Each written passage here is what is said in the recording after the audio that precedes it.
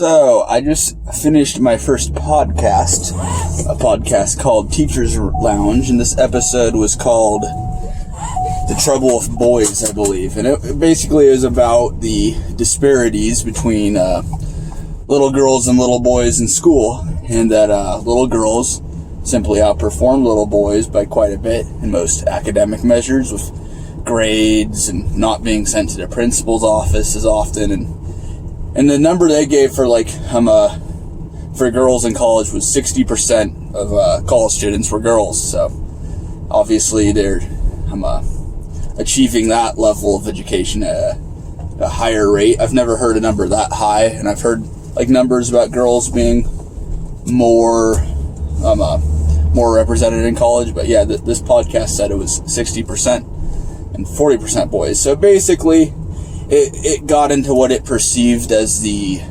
problems leading to this, and what this guy had an author who wrote a whole book on this subject. She's not a teacher, but she did a lot of research in classrooms, and her theory basically was that school has become too the lifestyle of school, or the activity level in school is too low. It's too much of a sedimentary day, and that boys have a hard time with that, because boys do like to run around and play and stuff, and recess has been cut back, physical education has been cut back, and a lot of teachers kind of wish little boys behaved more like little girls, could sit and be quiet. Most of the loud kids in class, I guess, are boys, according to her research. And so boys are punished for that. So they're oftentimes boys end up sitting in the back and girls are up front with their hands raised. So it kind of makes sense why the disparity in school is what it is. So the podcast basically said the solution is to stop giving boys ADD medicine for being active. Just give them more activity, have them run, have them play more and stuff. And while I kind of agree with the solutions, I do kind of think that there's only so much that kind of thing you can do, and really it just boils down to a huge difference in the genders with what they like to do and stuff. And I think girls just will always be a little bit more inclined to do well in school, and that's okay. So, there's areas of life where men and boys are gonna do better than women in. I think academic pursuits, women kind of have that down. That doesn't mean that we shouldn't be trying to narrow the gap of achievement a little, but I guess I wish the podcaster maybe would have brought up it hey, it's just kind of a problem that doesn't go away, no easy solution. So those are my thoughts on that first podcast.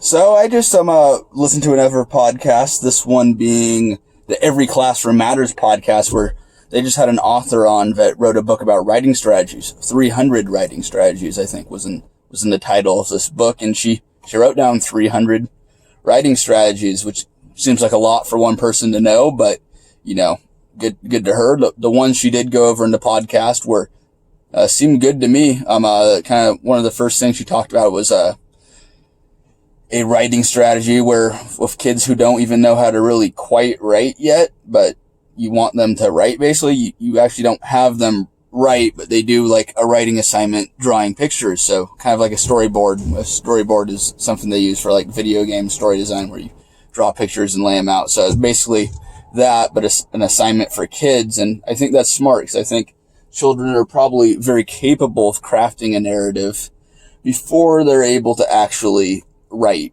So that's a good strategy. And then she talked a lot about partnered writing and kind of how we don't really use it to its fullest extent in classrooms oftentimes. And I remember this from school. She talked about most classrooms just have kids partner up, and they just treat the partnering as have this kid spell and grammar check your work. And that's fine and good, and maybe it's kind of good practice for spelling and grammar, but it's not really using the fullest potential of human interaction. That's really something we should leave up to technology and word processing software at this point. a better use of actually talking to another human being in your writing process would maybe be at the beginning phase. And that's what she talked about. She said, the strategy would be, instead of having them partner up at the end after they've already written something, have them partner up at the brainstorming phase so they can ask each other, what's something you know about, and together they can kind of find topics that they're passionate about and have something to say about. So I think that's a better use of partnering. Or she talked about partnered activities where one kid's the illustrator while one kid's writing the words, almost like, in the comics industry or children's storybooks, and or partnered processes where one kid handles the introduction and, so on and so on. So some good stuff there with partnered writing. She didn't get to go over many of her other strategies, but overall I was impressed, and those are my thoughts on that podcast. So I just listened to the Ditch That Textbook podcast, and today they are going over student unboxing videos. So basically the idea of this activity is when you use video in the classroom, it can often be a little bit too homogenous. It's just like a head and shoulders talking, which is fine, but it's is that really taking advantage of the full capabilities of video? Probably not. It's you might as well do an audio recording. I mean, you don't have eye contact and that sort of thing, so there's some advantages. But anyways, there's a lot more you can do with video. And so the idea is basically, let's see what works on YouTube. And one of the simpler types of YouTube videos is obviously some YouTube videos, that's someone's whole work week going into creating that video. So you can't do something like that. It's a class activity, but unboxing videos, really easy. Something like unboxing videos. They're okay, that's a good place to start. So how do we apply that to the classroom? So they're okay, you could have boxes and unpack various items that relate to some topic. Like if a character in a piece of literature you're reading during class, you could have, a box full of stuff for Lenny from Mice and Men, and, how the students could videotape themselves explaining it, or in a science classroom, you could have various ingredients for the experiment and do this unboxing video before going into the experiment to kind of premeditate what everything's for. So it's kind of a neat idea, honestly. I think I like it, but I just went over that one thing, and that's my thoughts on that podcast.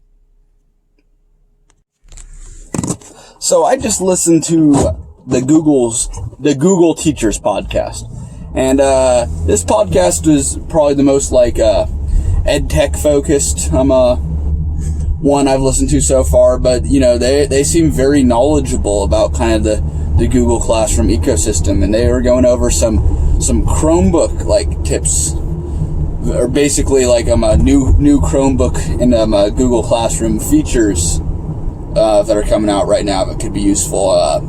One they went over I found could be useful is I didn't know this, and I use a Chromebook, but I should go and do this now, is you can go into settings and change your cursor color and the size of it as well. So you can have a cool cayenne big cursor. And the point of that is it can be hard to see your cursor on black and white word processing type documents that you're using in school. So it's it makes sense to do.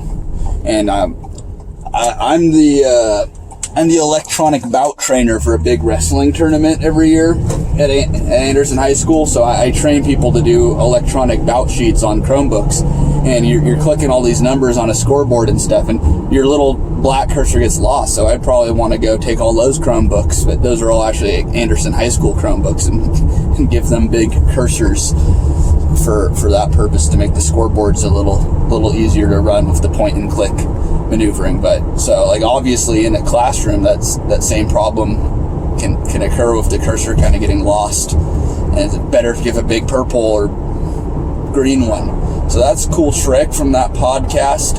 And they went over just various other ones. That one stood out to me a lot. They went over I guess Braille support for Google Docs is really improved, and there's all sorts of editing options with Braille on Google Docs for a Braille display. So that's awesome for kids that have that disability, that they can use a full-on version of Google Docs, it sounds like, pretty much. So awesome on that. And yeah, so that's kind of my thoughts on that podcast.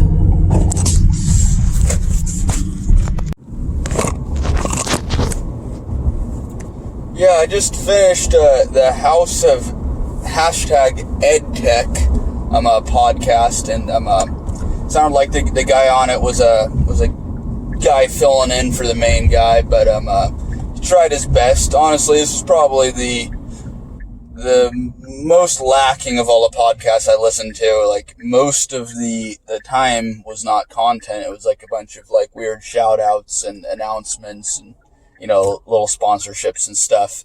But I guess so when they finally got into what they're talking about gratitude. And I guess that's not, you know, so much an ed tech thing. Like I saw, you know, there's some little connections to ed tech, but it didn't seem like a primarily ed tech podcast, at least the episode I listened in on. And they were talking about like this program that this guy knew about at his school. It was a course, but it was like for kind of like life skills, like kind of like how to like win at life kind of thing for like, I think, middle school level. And he talked about this kid that was kind of a punk one year, and he took this course, and then by the next year he was like the most helpful, like nicest student and stuff. And I guess like a big theme of this course was gratitude. So that was the idea of the lesson, of the importance of gratitude. So they talked a little about how if you show gratitude to your students, they're going to do better. And I do agree with that. I think, you know, gratitude and just thankfulness in general is a very important facet of feedback. And of course, feedback is extremely important. You know, we're not going to do anything. We're not going to keep doing things unless we get feedback on it. And students, you know, a very specific type of feedback they want is gratitude from the teacher. So if you never show that to your students, they're going to be less likely to want to work hard for you. So, you know, definitely a good message. I just wish the podcast would have been a little bit more content heavy and, you know, deliver its message a little more efficiently. Maybe go into specifics a little better. But other than that, that's my review.